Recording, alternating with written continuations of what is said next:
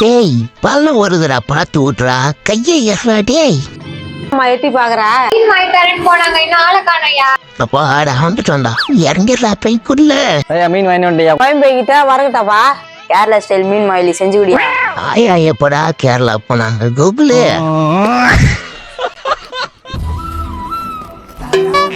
Cake மாதிரி வெட்டிக்கிட்டு இருக்கேன்.